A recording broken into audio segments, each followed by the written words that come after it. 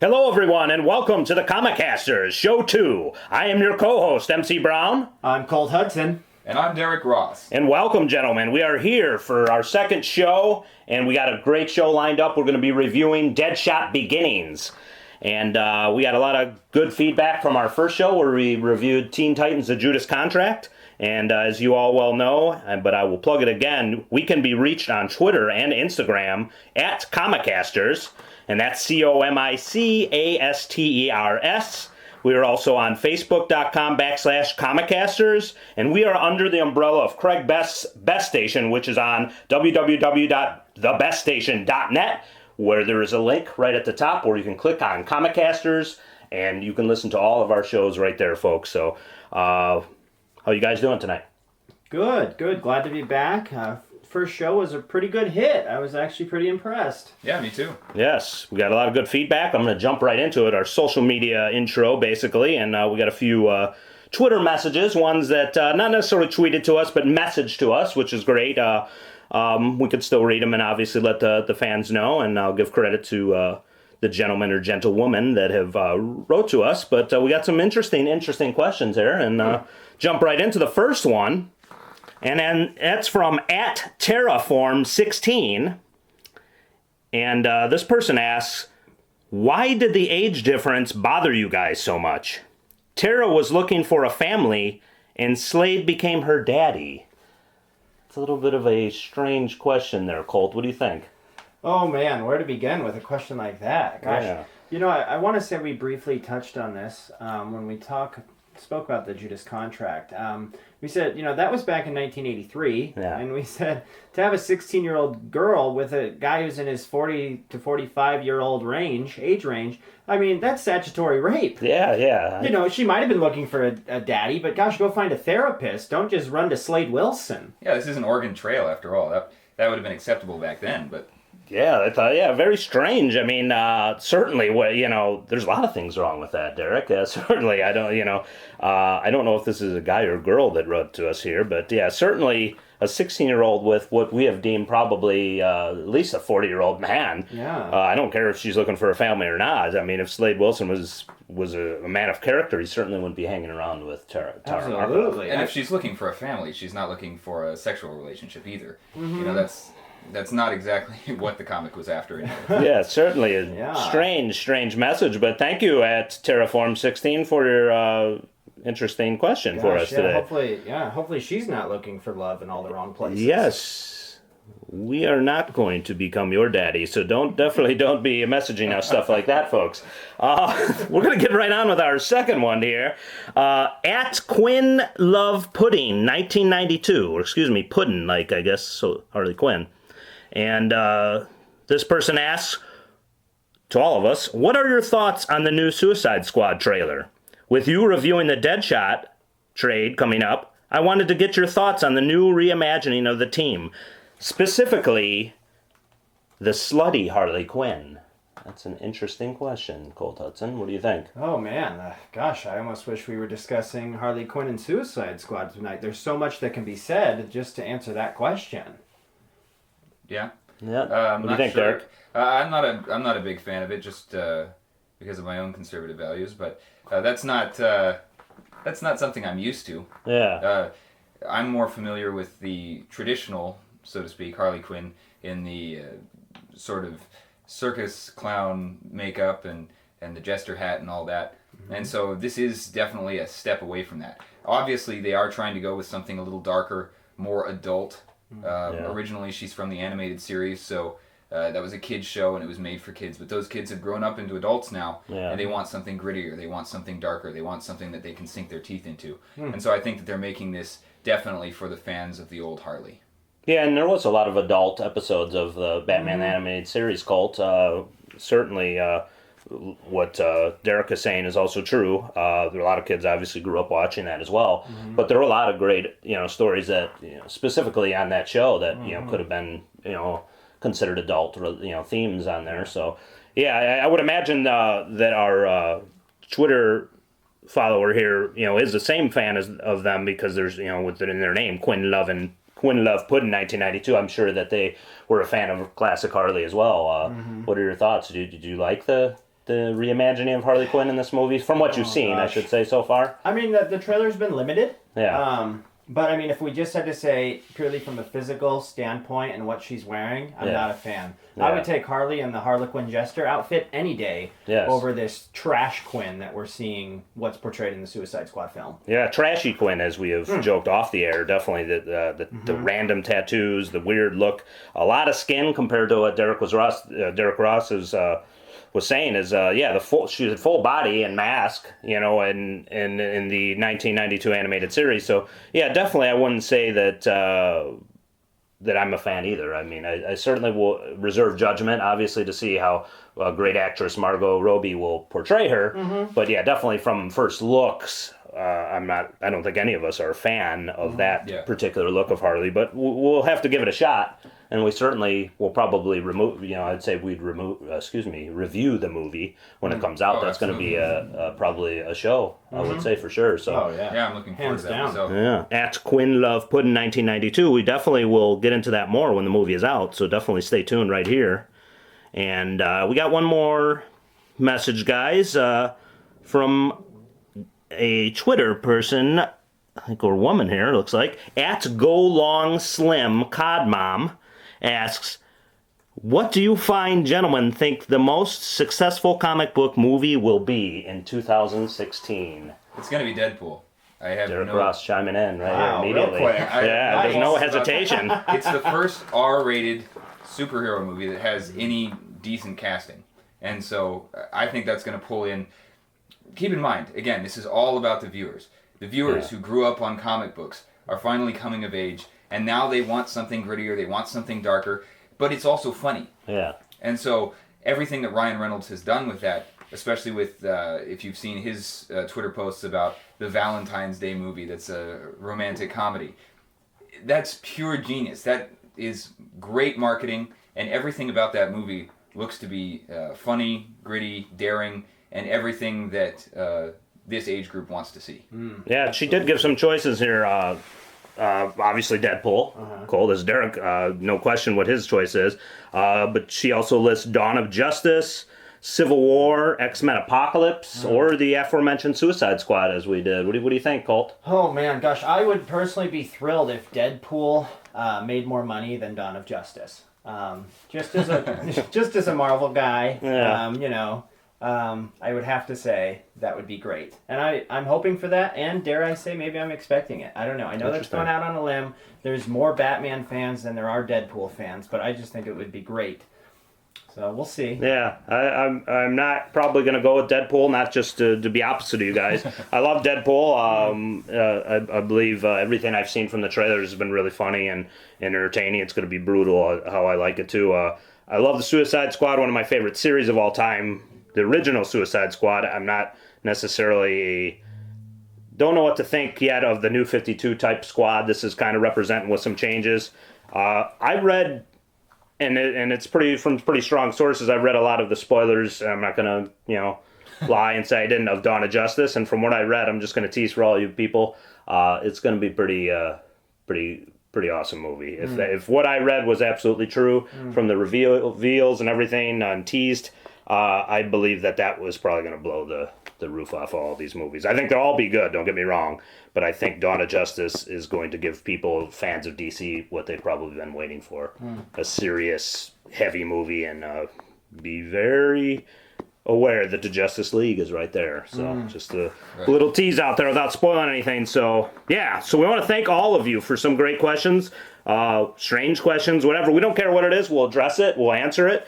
Again, we could be reached at Comicasters, Twitter, Instagram. We had some nice teases for what we'll be reviewing, and we'll get to later parts of the show. We'll let you know what our next one will be. But please don't hesitate. Send us a message on Facebook.com/The Comicasters. Like us, follow us, and definitely give us this feedback. So we're going to get into it. We're going to be reviewing Deadshot Beginnings, which is a miniseries from 1988, and this clearly is following a Batman villain, Deadshot, who's been around, Colt and Derek, since 1950. Debuted all the way back in Batman number 59, and he was created by Bob Kane, David Verne Reed, Lou Schwartz, and he went through a metamorphosis.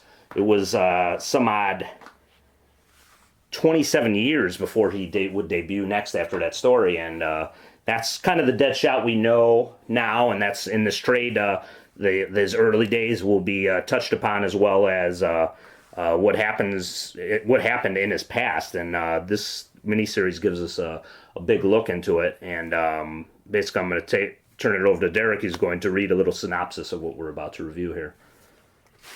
So this is Deadshot Beginnings. Number 1 with a bullet.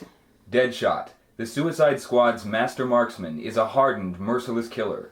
As a hired gun, he takes out his targets without a second thought.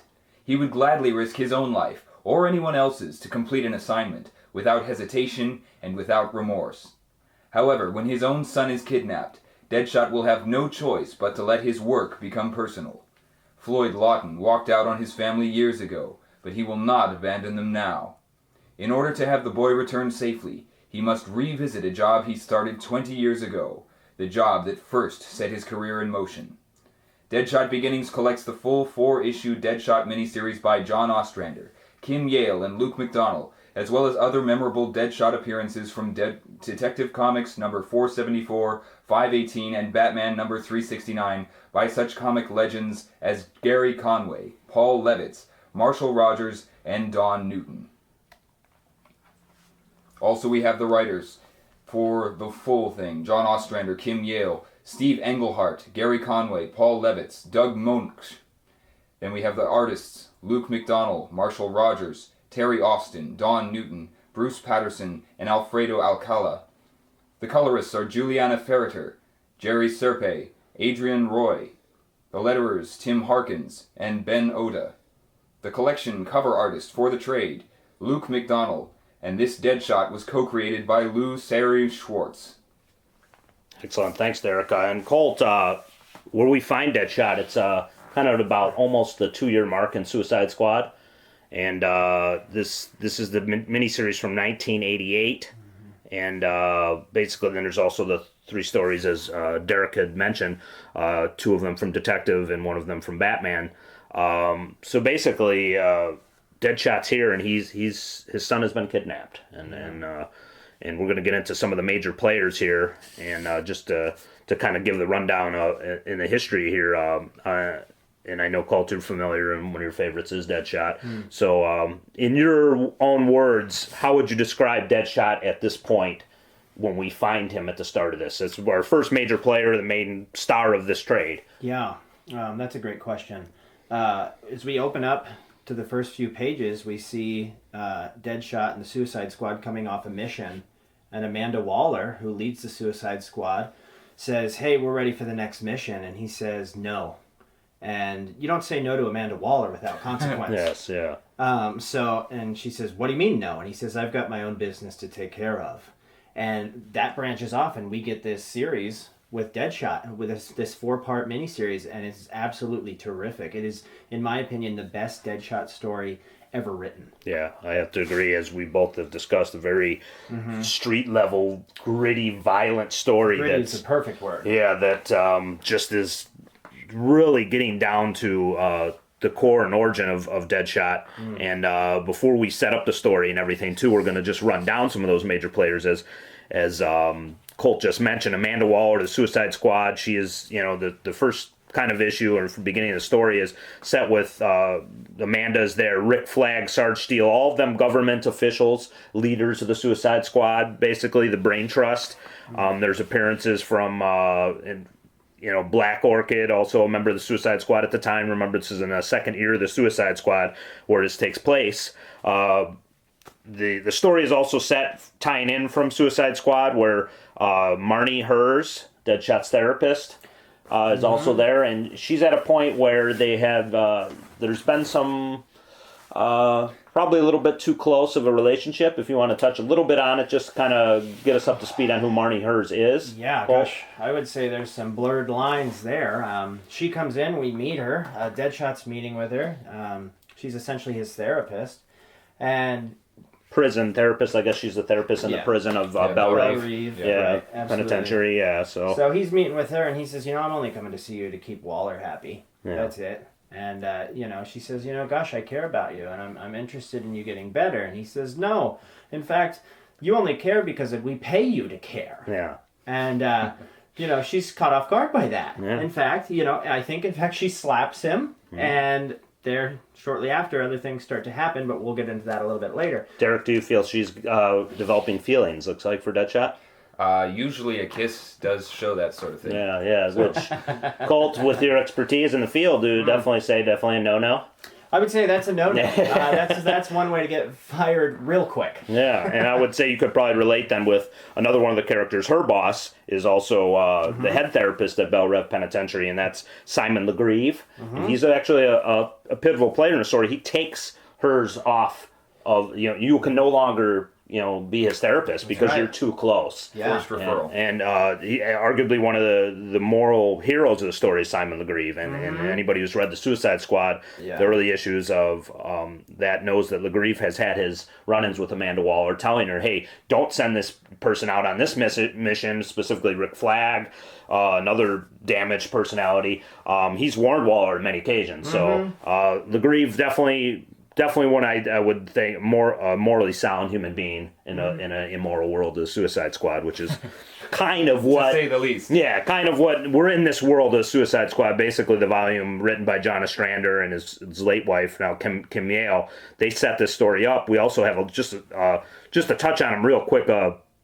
Handful of players in this story. Batman's in a flashback. He's also in the 3 issues, obviously, Detective and Batman. We have an assassin, Panther, and he's a sniper who's in the story. That he's an adversary of Deadshot. We have Susie Lawton, or I believe she's Lawton, but Susie is his ex-wife, and his son, Edward, named after his late brother, Edward, who it's... As we know in the story, that Deadshot feels some responsibility for his passing, his death, without spoiling too much.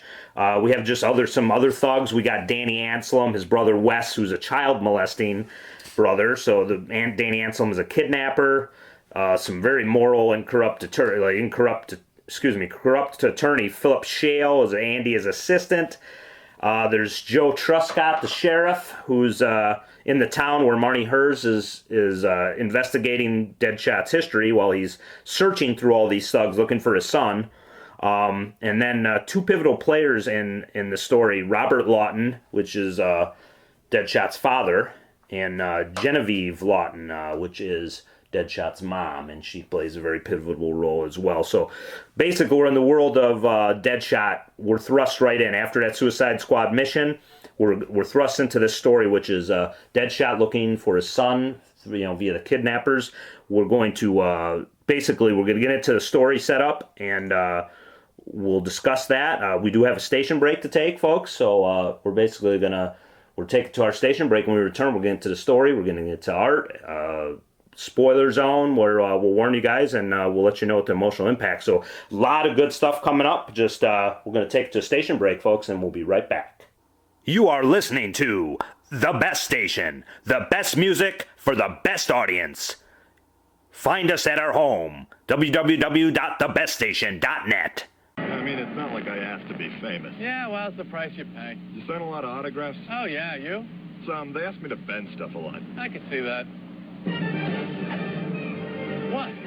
It's Lois. She's in trouble. Did you look through that building? Well, kind of. It's glass. Watch it. Whoa. Idiot. Lois! Superman, I've forgotten my wallet. I can't carry money in this. I'm powerless. I'm not. What's with the spinning? He idolizes me. It's embarrassing. My hero. What's that? It's a huge comet hurtling perilously towards Earth. We're doomed! I think you better get this one. You can do more with the American Express card. Wait! Go get it. It's for my kid.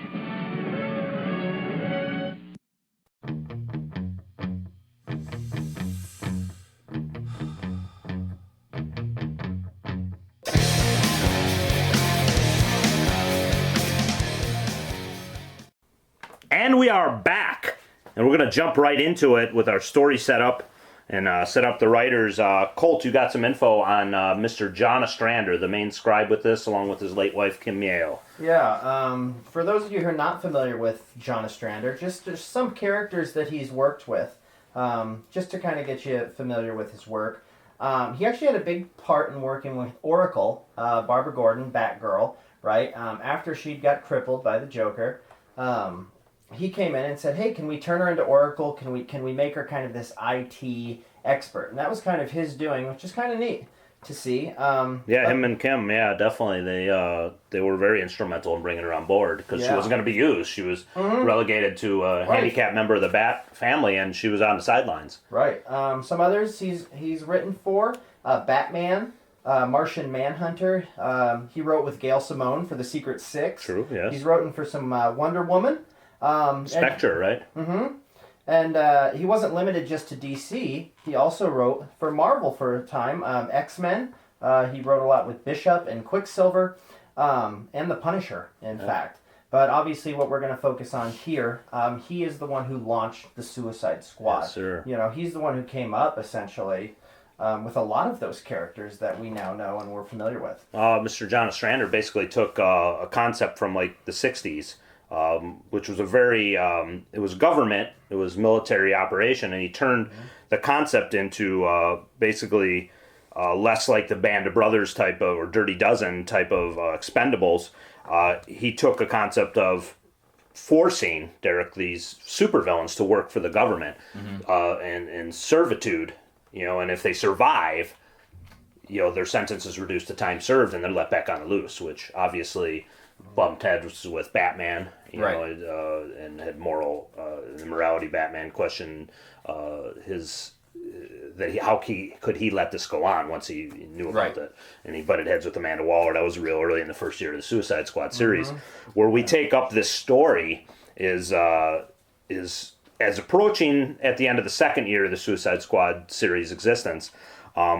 It's around the issue 20 mark in there. It's late, 1988, or it's the middle of 1988 when this series is launched. And as we mentioned earlier, it's a kidnapping story, and it's a Deadshot searching for his son.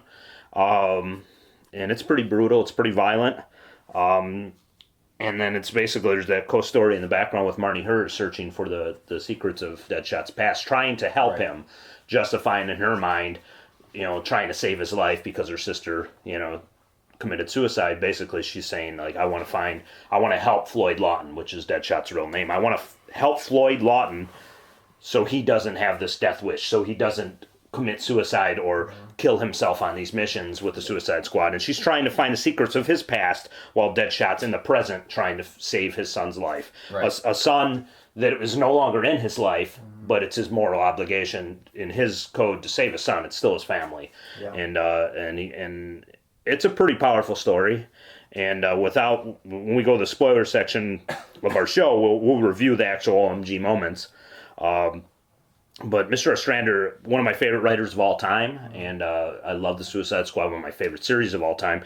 Him and Kim Yale, great tandem, and they crafted a great story, a very powerful story. Yeah. We'd be remiss if we didn't mention Steve Englehart in Detective Comics as the writer there.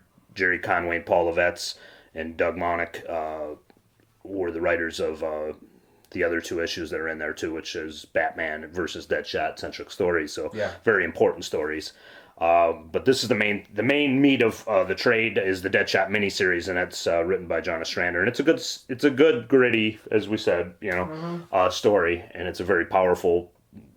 Derek, I wouldn't dare I say no happy endings in the story, huh? No, definitely not. If it's not dark, it's not Deadshot. Yeah, so definitely a lot to talk about here when we get into the spoiler section. So if you haven't read it, we'll warn you before we start talking about it, and we encourage you and hope you read it and then come back and listen to our show. If you have read it, we're excited to have you with us when we review some of the main points of this story. So we're also going to get into the art, Colt, which is by Luke McDonnell, one of the main Suicide Squad artists, who also branched away to do this miniseries too. So Luke, definitely known for making deadlines, and his art matches perfectly with his gritty story. It's when I seen him, he's a former artist on the Justice League of America, the first volume that was winding down, and he just didn't catch on there. I don't think that style was good for the Justice League, but for Suicide Squad and for Deadshot, one of my favorite artists of all time, just because I think that style fits perfectly in this book, in the dark corner of the DC universe with Suicide Squad, and I may not be the biggest fan of Luke McDonnell, but for this story, for Suicide Squad stories, I believe I couldn't picture any other artist doing this. No. Yeah, I do like how there's a lot of attention paid to sweat and a little bit of blood and the detail shown for bullets traveling through either through the air or through bodies. Yeah, Yeah. definitely. But a lot of violence the in this sweat and the blood and the obvious strain that each character goes through, whether it's mental or physical strain, is very obvious through the art. Yeah, conveyed perfectly, I think, by Luke, and as you said, just the emotion is there. It's just Right. it bleeds off that page, and Luke inked his own work here, which is amazing. And I don't think he had he didn't do that early in the Suicide Squad, and there may have only been a few issues, if I'm remembering, that he even did that on Suicide Squad, if at all. And but on the series he did, and I think he just. That made it, I think, for me even better, just because it's Luke. Luke knows his own work, so Right. he knows exactly what he was doing for shades and everything. So And the only way it could have been better is if he inked it with his own blood. yeah, right. Yeah, and then it would be even grittier. So just Not a lot of ways it could be great. yes, right. So just touch on also Marshall Rogers. I'm a huge fan of him. He did the Deadshot redesign. That's in Detective Comics 474, which reintroduced Deadshot, and I can't say enough about Marshall Rogers, huge legend in the comic industry, as well as Batman artist Don Newton. He did actually the other two issues, the Detective 518 and Batman 369. Don Newton is also one of the main artists on that.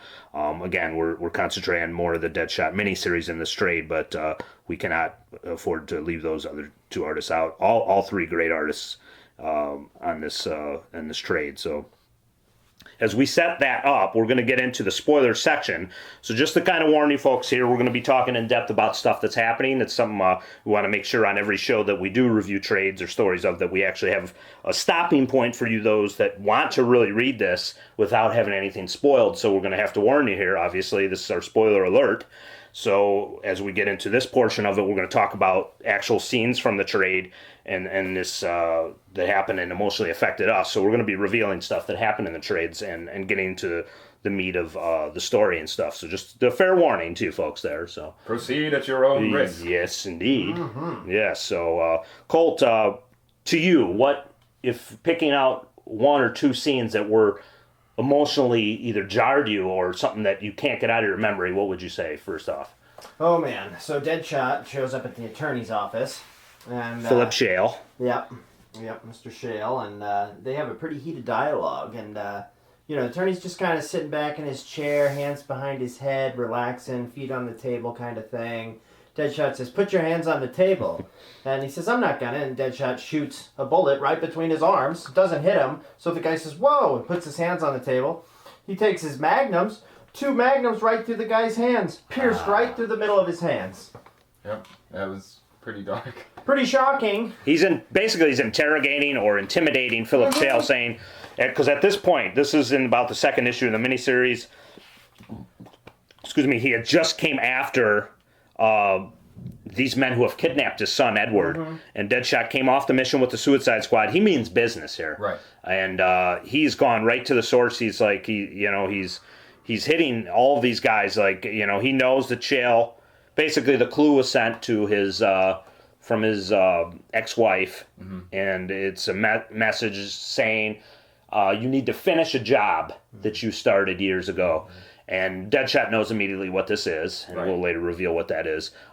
He knows the clue, so he goes to the attorney, which is the attorney of basically the perpetrator of these events, and he's searching for his son, and he doesn't play around with Philip Shale. No. And that is a very powerful scene, blowing through his hands with his wrist magnums, Deadshot, as we probably didn't get into much detail. Deadshot, assassin, mercenary, whatever you want to call him, one of Batman's growing rogues over the years. I think mainly known, I think, nowadays for his anti-hero type of role now. But at this point in time, and Deadshot was never really shot Batman, and a lot of that stuff was revealed in in Suicide Squad number 10. That Batman says point blank to him, "Are you? Yeah, no pun intended, right? That aren't you aware that you pull your shots around me?" So basically, Deadshot kills everybody else, but can't shoot Batman for the reasons that we know now. But and it's tied to the story of how Deadshot views Batman. And Deadshot's character started off kind of as a ruse, like he idolized Batman, but it was all ruse. And that was way back in Batman number 59 in 1950. So Deadshot, at this point, assassin, imprisoned, blackmailed by the Suicide Squad at the start, but he works for the squad voluntarily at this point. So he went on this mission. It's like he got this note. His ex-wife told him their son is kidnapped. He's interrogating right here, attorney Philip Shale, and he wants answers. He's looking for his son. Right. And in your, from your experience reading this, what stood out to you in the story as you're looking at different sequences in the story? What stood out to you? What emotionally rattled you? Or right near the end, after everything that's gone through with his psychiatrist going through his hometown and questioning everybody and getting answers on what happened to him and what happened to his brother and his family, and after his everything that happened with his son, which we'll get into in a minute here. After all that, she comes back, and they're sitting back down in the psychiatry office, and they're talking about it, and she says... And this is Marnie Hurst? Yeah, this is Marnie Hurst. She says, "I don't understand. Floyd, now that the matter of your family is out in the open, we could make some real progress." And he replies, "And I could be cured? That's your problem, lady. You believe people can be cured, be made healthy, be made normal, that they can be saved, that they should be saved. But maybe the only cure is some people is to have a bullet between the eyes. People like Wes, like me." And then she says, "Well, of course that's why you killed all those men who were responsible for your son's death." And he finally ends with, "I was just protecting my rep. That's all." And cold-blooded. It's as if he didn't even care about his son's death, and that he was really only taking this job, much like Deathstroke when we talked about it in the last episode, putting his son after his own reputation and his own skill and name as a, not necessarily a bounty hunter, but as an assassin. That's really dark. Yeah. And I don't know, you may have something to say about Pantha and how he went after Pantha, and, well, why don't you give us a little bit of background on Well, yeah, that? Pantha, as we mentioned, Pantha's assassin, and in the early middle parts of the story, this is an assassin who's there. Basically, he's got the drop on Deadshot, comes in there, Deadshot shoots out the lights, and he could have escaped, one after the people that kidnapped his son, but he didn't. He left no no loose ends, so to speak. He took out Pantha, and Pantha himself, the assassin, he's just like, you could have went after your son. It's like, I'm here to send a message. And if Deadshot had gone after the men with his son, he may have saved his son. He didn't. No, yeah, and that's the thing. That's, in that scene where he catches up to him, Wes, the child molester, takes off with the son while he's Deadshot's basically obliterating everybody there. Yeah. So these kidnappers, are about one step ahead of him, and if just something else happened, he could have just basically grabbed them. And I think that's kind of the sad part of the story is that he may have been able to just go straight to the source, and as we learned later on in the trade, and he knew was responsible, Colt. He knew along because he goes to that person at the end. So just to kind of set up everything, basically he's tracking these kidnappers while Marnie Hers is searching for answers, going to his father, the Lawton family, who basically owns the town, this small town, and Deadshot's in the town as well, because that's where her son's being held. So everything kind of is centered around this town. And while Marnie is basically riding along with the sheriff, who's doing her a solid, so to speak, I think he kind of likes her, and he's kind of trying to find her the answer she wants in his mind to get rid of her quicker, just so she stops snooping around. And he's probably attracted to her. But Deadshot is, while that's going on, and the opposite is that Deadshot is going on this brutal killing spree looking for his kidnappers of his son. Yeah. And the sheriff, he mentions at one point, he's like, "I just don't see what you see in him." He's thinking he maybe have a shot. His competition is Floyd Lawton, who's the exact opposite of the law-abiding. And something you wanted to mention, Colt, regarding that therapist relationship with hers and Floyd Lawton, a.k.a. Deadshot. Yeah, I thought there was an interesting parallel here.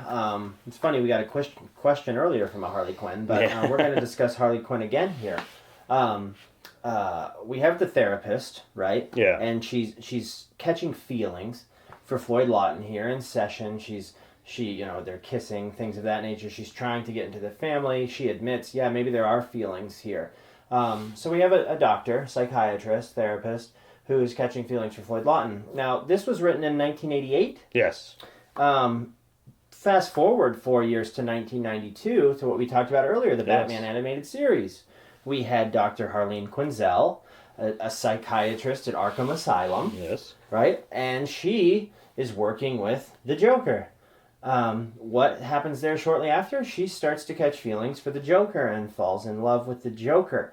So it's fascinating to see here that, in a sense, this was almost I don't want to say a prelude, but Harley Quinn and Joker wasn't the first time this therapist, sociopathic relationship happened. It happened here with the psychiatrist with Floyd Lawton, and I think a lot of people miss that. Yeah, no, when you brought it up, or you bring it up here, and we brought it up before, in our first early discussions of this, it's an excellent point, because did Paul Dini, the creator of Harley Quinn, did he read this story? I mean, it wouldn't be a stretch to know and think, hey, this is a great, thing to bring up later on in the Batman universe. And John Ostrander's just a hell of a writer, so it wouldn't surprise me by any means, and that's an excellent point you brought up. Absolutely. And you see how far Harley goes into a dark place pursuing the Joker and feelings. And Marnie Hurst starts, by the end of the story, she's breaking into Floyd Lawton's mom's house for answers. She's obsessed. It's probably safe to say she's obsessed with answers. She's for willing this man. to lose her life. And threatening people with blackmail. Yes. Yeah. Floyd Lawton's mom is there, and she says, I could shoot you. Yeah. And she says, I already figured out a story. If you try to shoot me, guess what's going to happen? It's going to come back on you. Yeah. Oh. And the sheriff's like, where were you all day? It doesn't matter to you. Yeah, he goes, why are you dressed in all black like a ninja? In the middle of the night. In the middle of the night. He goes, this is, Very strange behavior as Marnie Hurst starts to descend into Deadshot's world. And it's not a world for safe to say, just a young, pretty therapist who's just trying to help people. She's become obsessed with finding answers. She has no experience as a ninja. Right, or an assassin. Simon LeGrieve warns her. I mean, Simon's on numerous occasions, you're too close to your client. You're too close to your patient. That's why I have to remove you. But she doesn't even listen. She takes a leave. And that's where our story basically started. Yeah, as far as I'm concerned, he did his ethical duty. As a supervisor, he said, hey, you're getting too close. We got to pull you off the case. This is too much for your caseload. Yeah. She goes, no, it's good. No. That's what's called poor self-awareness. And poor boundaries. It's sad. I mean, LeGrieve, arguably, go back down to the story, she's when all this death has taken place, as Derek you mentioned, when Deadshot's talking to Marnie Hurst at the end of the story, Simon LeGrieve is having his own conversation with Amanda Waller, saying, she's like, I don't know, I had to cover for, she's all mad, I had to cover for Lawton, and then LeGrieve saying, well, you cover, you were okay with it when he killed El Jefe, the crime lord that you had Deadshot brutally murder and all of his cronies. You were okay justifying that, and she's like, that's different. And then LeGrieve's questioning her, hey, you're justifying one thing, but you're not the other. And LeGrieve, he's always saying, how different is it? Yeah. Because these are guys who kidnapped his son. These are also crime lords. They're just not on Amanda Waller's hit list. Yeah, let's be honest. At the end of the day, it's justice. Yeah, they did something wrong. He needs justice for his son. I believe that's the appeal of the character. I think, instead of just saying, hey, here's Deadshot, this paid assassin, we're not reading Deadshot just killing innocent civilians. No. We're brought into this world by John Ostrander, Kim Yale, that take us into this world and saying, just as you said, this is justice for these murdering scumbags, for this kidnapping. 100%. When and this leads into my own OMG moment, when Deadshot discovers, and this is what it is, basically Deadshot's a step behind, finally near the end, the one who's left with his son is the child molesting Wes. So we're going to spoil that and reveal that right here. And Wes has killed his son. So basically he is, it's safe to say, he probably raped and killed him. He was smacking him around in a scene earlier. And Deadshot walks in, cold and heartless. He's not bawling. He's got his mask on. He's just shooting him to pieces, basically, shooting his kneecap. Knee, another knee. And basically executing him and as a reader, I'm thinking, well, yeah, he got what he deserved. This was a child. Right. This was a little kid that was, all he was innocent, he was guilty of was just being the son of an assassin and hired killer. And he was basically kidnapped by, as we reveal here, this is revealed later, that it's Deadshot's own mom that orchestrated this plot to blackmail Deadshot into finishing a job she wanted both of her sons to kill, Mr. Lawton, Robert Lawton, their dad. And Deadshot never wanted to do it. It was revealed later that his own brother actually was convinced by his mom's lies that, or stories that, the father was abusive and needed to die. So Deadshot, to save his dad's life, he got there too late. Edward, Deadshot's brother, shot his dad and crippled him. And then Deadshot, trying to just wound his brother to stop him from killing his dad, ends up shooting him. It's revealed he ends up accidentally killing him. So, and that's been on his conscience. So you can't imagine a good frame of mind. He idolized his brother, and then ended up being his executioner. So this is something Deadshot has to live with. And then he finds out that my son is dead because of my own crooked, twisted, messed up mom. And he has some actually very strong words about that right after he executes Wes. He says, "They all gotta die. Every single stinking one who had a hand in this. Gonna kill every last one, especially the slut who started it all. You hear? I'm coming for you, Ma." Yeah, and that's a pretty powerful scene because he's, like you said, in the art, all sweaty. He's all enraged at this point at the end, and I believe it's an issue. Off of his guns, at the end of issue 3, which leads into the final act of 4 of the original miniseries in the trade. Yeah, Deadshot's going after his mom, which coincidentally leads to Marnie Hers is caught up, dressed as a ninja in the middle of the night, trying to coerce his mom into admitting that she had something to do with the death of Deadshot's brother, her son. And basically, that's just where everything comes full circle. Deadshot's there to execute his mom now. He knows that she's behind the kidnapping, knew it all along. He was just trying to find his son first, and he got there too late. Marnie Hers is there with his mom. So basically, it's like a therapist session. It's safe to say, right, Colt? You got the mom there, Deadshot's mom, the crazy old bat. Marnie Hers, the therapist, whose heart is in the right place, but probably a little bit of obsession involved, obviously. She's trying to get answers and help her patient, but she's going about it unethically, safe to say. Or if Simon LeGrieve knew this, he'd be probably, blowing bolts out of his neck. He's just like, he can't believe this. And then you got Deadshot himself ready to execute his mom, and Marnie Hers is trying to talk him out of it. Yeah. And what happens there at the end, Colt? Gosh, you want to talk about an intervention? Huh? Holy smokes. Freud would have had a heyday with this one. Yeah, that's right. He'd say, all of you, sit on the couch now. And it is actually all about your mother. Yes, this time it is. Yes, it's mommy issues. That's right. And this comes full circle. So explain to us the end of this trade. What happens here? Yeah, so Marnie's there and she says, "Deadshot, don't do this. Don't shoot your mother. This is what she wants. She wants you to fall into the trap that she's orchestrated over your entire life since you've been a kid." And he says, "Oh," and I think he kind of gets it. Yeah. Okay, and he's kind of thinking there, and he's thinking, hey, maybe the therapist is on to something. I don't know. So what does Deadshot do? We see bang and a shoot, and we see a bullet go right for Mom, and we think, oh, he did it. He killed her. Yeah.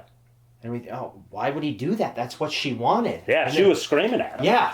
Kill me. Yeah, do it. Do it. Yeah. And then what does Deadshot say? Hey, this is the guy who doesn't miss. Yeah. He hits Mom right in the spine, right where it needs to be, and cripples her, just like Dad. So they can be a matching pair. That's right. Matching set, just like you said. Yep. And that's powerful stuff. That's basically, he makes her pay for what she did by now you're a cripple. Now you're going to be just like the man you wanted dead. Yeah. And now you both are in wheelchairs now. And he you would have thought easily could have just executed her there but he gave her a fate much worse. Yeah, it's interesting that he considered death too good for her, but not for Wes. Yeah. No, yeah. Because she's the one behind all of it. Yeah. So Wes definitely to die. And powerful stuff. Yeah, and just this is an excellent trade, and we're going to be heading to right before we head to the station break, we're going to give our reviews when we come back after our final station break. Just real quick, just to get into it too, just, besides the Deadshot mini, which is very powerful, the 3 Batman issues, very great back issues that detail specifically the 1977 issue of Batman 474. Deadshot is in prison. He's been in prison for years, it's stated, and basically Penguin, who has just been locked up by Batman, has this escape plan. Deadshot snatches the device that Penguin is going to use to escape. He escapes, and that's where you see, and it's pretty pivotal because that's where his main costume for many, many years up until the New 52 debuts. And those following 2 issues, he actually appears 5 years later, and then 2 years after that. So after that pivotal issue by Steve Englehart and Marshall Rogers, he becomes a more frequent Batman rogue. After that, and huge props and credits to them too. So the trade is chock full. That powerful, gritty story that's there. The 4-issue miniseries, those 3 issues, just great stuff. And we're going to head to our final station break, and when we come back, we're going to tell you about the reread value, our final ratings, our tease for next show. So we want you to stay tuned for our final station break, and we will be right back. The Comicasters team would like to thank Craig Best at thebeststation.net, home of the best station, the best music for the best audience, now featuring the best podcasts for the best audience. Without the help of the best station, we would simply not be the best. Comicasters would like to thank Craig Best and the best station. You are listening to the best station.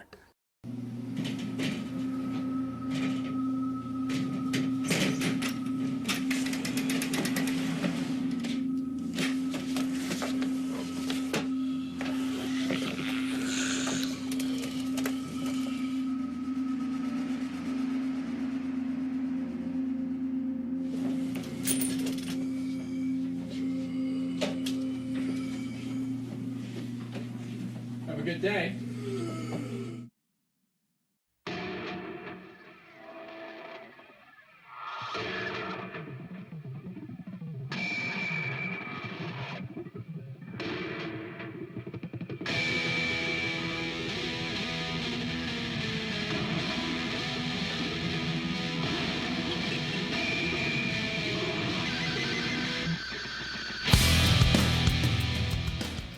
And we are back. This is the Comicasters, and we're reviewing Deadshot Beginnings. And I'm here with Colt Hudson, Derek Ross, I'm MC Brown, and just we're going to give our reread value now for Deadshot Beginnings. I'm going to take it to Colt here and just kind of wrap it all up for you, and what are your thoughts and what it's your reread value for this trade here? Gosh, reread value. I probably have read this trade over a dozen times.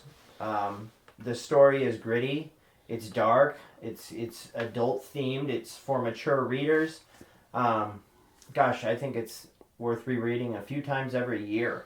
It's good to always come back to for me. Great. So definite reread for you. Certainly. Derek? I agree that it's definitely for mature readers. A lot of long words in there. Just kidding, Colt. But seriously though, it is a very dark story. It is very well written. I do love the way the characters interact.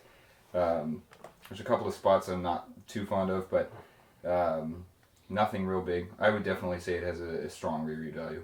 Yeah, definitely. I also have strong feelings on it too. One of my favorite miniseries of all time. Huge Suicide Squad fan. So when this when this miniseries originally was announced, I was stoked.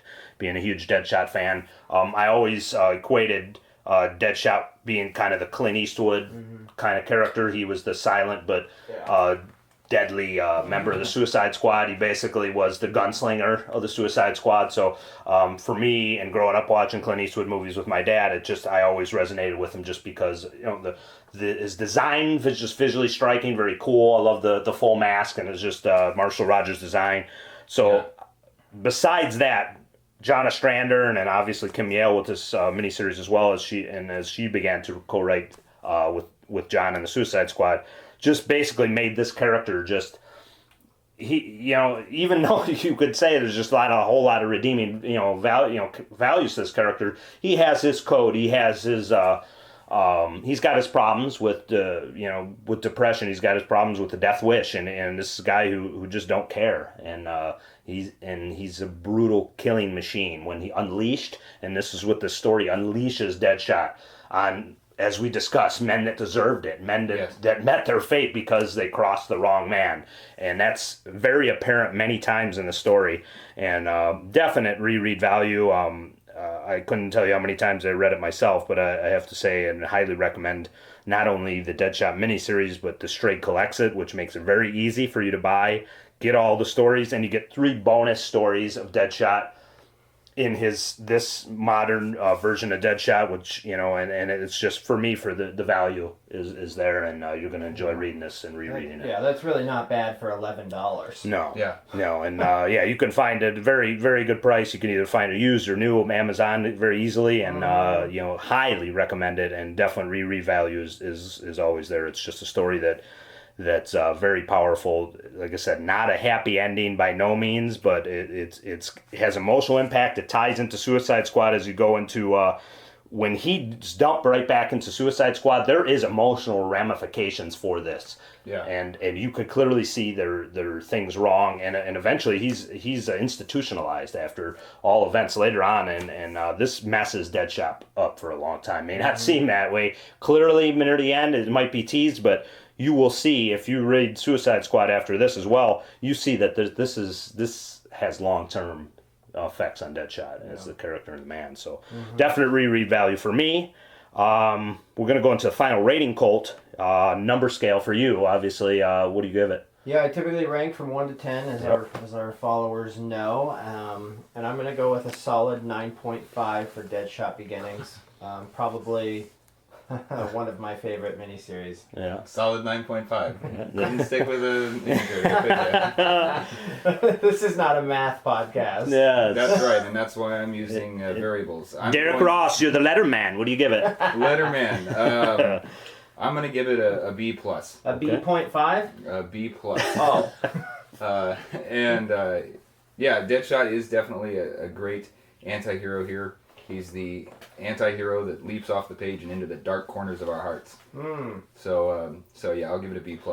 Oh, B+. Yes. Come on. I got the easy thumbs up or thumbs down. Obviously, thumbs up for me. I can't rave about this enough, only for the simple fact of, out of the DC Universe, Deadshot, one of my favorite characters.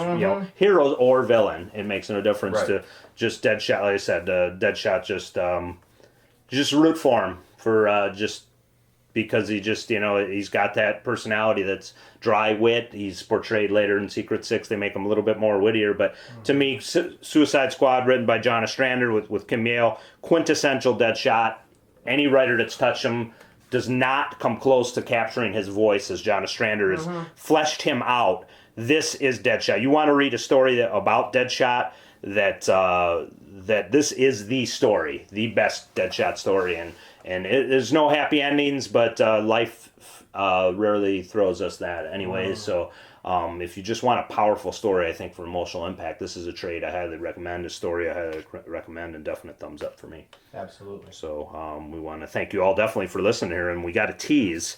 Hopefully you enjoyed this. Hopefully you go ahead and read this trade, because we want to hear from you, obviously. And before we plug our social media one last time, Colt, you have a tease for our next podcast. Yeah, switching gears here. The last couple we looked at, Deathstroke, and we looked at his origin, and then we looked at Deadshot and his origin.